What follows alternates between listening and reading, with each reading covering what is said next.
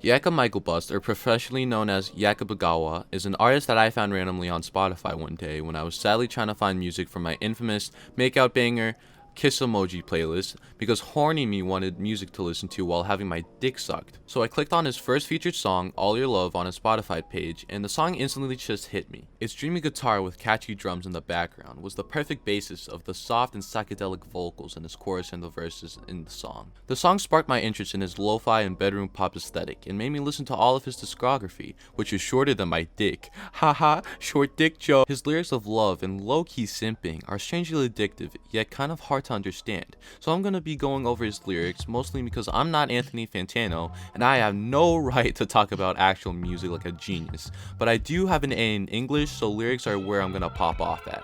I'll be doing all of this in quick and bite-sized parts, so don't worry about this video being long and drawn out also. But before we start, here's some background on the artist. Jakob Ogawa comes from Trondheim, Oslo, Norway. I haven't been able to find much information on his childhood nor private life either.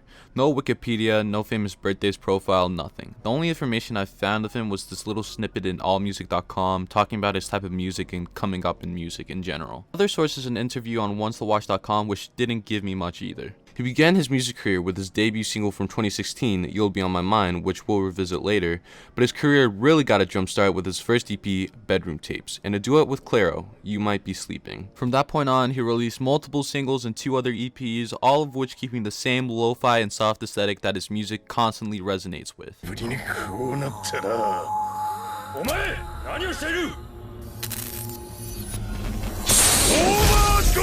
Coming back to his debut single, You'll Be On My Mind, the Hawaiian and tropical sounding vibe the song gives off is complemented by the love-stricken vocals that Jakob sings about with his own personal experience of love. So no head? Saying on Genius that You'll Be On My Mind is about the shot of love feeling or blindness that love gives you in a relationship. After Jakob released You'll Be On My Mind, he released All Your Love a year later. All Your Love is very different from You'll Be On My Mind in the lyrical department.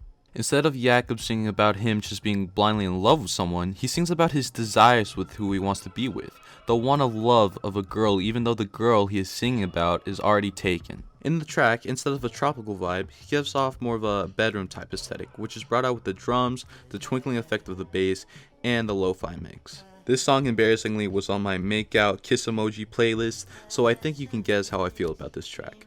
Now let's move on to his first EP, Bedroom Tapes. Jakob really gained recognition as an artist when he released Bedroom Tapes. The EP is about Jakob getting used to being left by his lovers until he finds a person that stays with him and shares his mutual feelings, all at the same time while he's getting over his past relationships.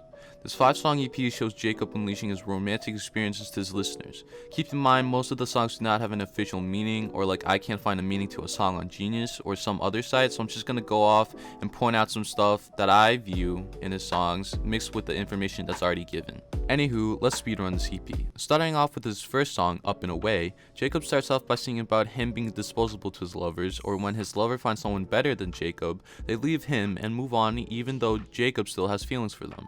It's something that a lot of people can relate to. Jakob uses relatability as a big factor in creating his music. In the track, he gives off a big lo-fi vibe also, using a very soft piano with a very smudgy bass and a vibey yet generic lo-fi hat pattern as well. It's almost as if the instruments he uses are also showing the sad and foggy emotions he's going through. The next song in the album is You Might Be Sleeping, a duet with the only featured artist on the EP, Clairo. The track does a whole 180 on what Up and Away is about. It seems like he found a new lover. Instead of Jakob singing about his partners leaving him for another person, he sings about enjoying the company of his new partner. In verse 1 of the track, there's sort of a back and forth between Jakob and Clairo when Jakob sings and at the hook, they sing together. It shows that Jakob and presuming his partner, which is being represented by Clairo, are both madly in love with each other, and that this relationship is different than the others due to the way Jakob decides to implement Clairo into the song. The track in general is more of an indie rock ballad with a slow guitar riff with a very catchy drum kit pattern. It seems like the type of song that you would hear at the slow dance scene of a high school rom-com. Perfect Sweet Blue is the third track in the EP where Jakob reminisces about past relationships and how he still has love for them. He's still stuck on those past relationships, but at the same time, new relationships are blooming for him. The track isn't the most poetic that he has made, but even with the simplicity in this song, it's still a good track that deserves commendation. The actual music in the track is a bit ominous though. The instruments in the track have a lot of reverb that almost reminds you of something deep like the ocean, and every strum on the guitar just makes you sink deeper and deeper.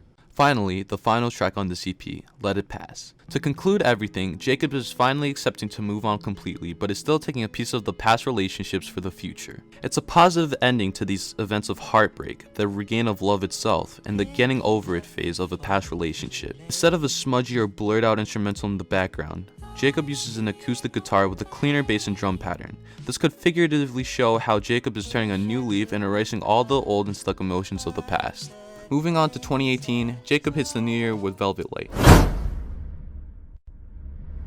He goes back to his All Your Love aesthetic with the lo-fi bedroom pop he's now known for. The song shows Jakob reminiscing over a summer love, and I know what you're thinking. Man, this guy's music is very repetitive, or something like, this guy is a total f***ing simp. And well, I agree, but it's not really a bad thing, you toxic masculinity buttfuck. It's just the guy that shows his sensitive side. And I know I'm being hella biased on this artist when I originally intended to make this essay an informative essay, but well, f you, I can do whatever I want, you're not school. How could you not love his falsetto voice and his music? Exactly. After this, he comes out with Sunshine Girl, or the Sunshine Girl demos. We'll start off with the reason why he calls these A-side, B-sides a demo. In an interview with Yo Music, Jakob was asked why he calls these songs demo tracks, and he responded, "I've never gotten back to that feeling I felt when I made the song. Therefore, it will forever remain a demo." That feeling he's never felt ever since was the bitter sting of love that he was given from a girl he met in the past, and he expresses this in the first track, Sunshine Girl demo. The B-side of the track is called Sunshine Girl Part 2. In the track, Jakob continues to question if the girl feels the same way he feels of her, and guess what that feeling is? If you guessed love, you're a genius. Here's a medal, you f***ing Einstein. With these love-obsessed lyrics, his unusual upbeat instrumental weirdly fits well with these themes. But maybe that's because Jakob realizes that the actual Sunshine Girl is the love of his life. And then even if he doesn't know if the Sunshine Girl loves him, he's not gonna stop loving her. Onward to 2019, Jakob releases All I Wanna Do, a short track about Jakob feeling open to his partner whenever she's around. And when she is around, all he wants to do is, get down with her? I don't know, you can interpret whatever you want with that line. Anyway, I don't have much to say about this song. It has this wah wah wah thing going on in the background that is surprisingly groovy. And listening to the song just feels like you're listening to sunshine or a rainbow pass by with its upbeat demeanor, catchy bass, and acoustic guitar that any girl with that ab visco would love. And finally, to Jakob's recent and last project of the video, April. The 3-part EP starts off with Atari Acid. In the track, Jakob shows and talks about the trouble that's starting to come out of his relationship, but then cheers himself up with Atari? I'm deadass. In the beginning of this first verse, he talks about playing Atari, and I guess that cheers him up, I don't know. And the second part of this slow roller coaster of emotion is April, a track that Jakob states is a song about feeling lost in a relationship, like being in a big fight with your SO, but at the same time hoping and wanting things to get better. Even with these depressingly relatable lyrics and themes, the beat is a melancholic cry that also has a downright funky wavy type guitar, synthesizer or whatever, that makes you even more deeper in sadness when you listen. It's basically the cry fest of the whole EP, which personally does not disappoint. The last track of the video and the final part of this trilogy of relationships is You and I, a blissful ending to the complicated yet very simple EP. Jakob sweet talking his lady about how he doesn't have much, yet he's still gonna give it his all in her, and their relationships together is a positive and charming note to end with this absolute cluster of emotions. It's upbeat in late 70s 80s synths and subtle yet important tambourine in the background increase the positive and happy ending theme that comes out of nowhere in this EP. And yeah, that's the video. That's me summarizing all of Jakob Ogawa's discography. I hope you liked the video. I liked making this video. It was pretty fun doing a video on an artist that I like listening to personally. I hope that you guys will start to listen to him too. Hopefully you guys will like his music. I also have a lot of learning to do in video making, and this video was pretty fun to make. It was a first and a lot, but I think I learned a lot over just doing this video entirely. So please leave some criticism down in the comments or in Twitter, and yeah, have a good day.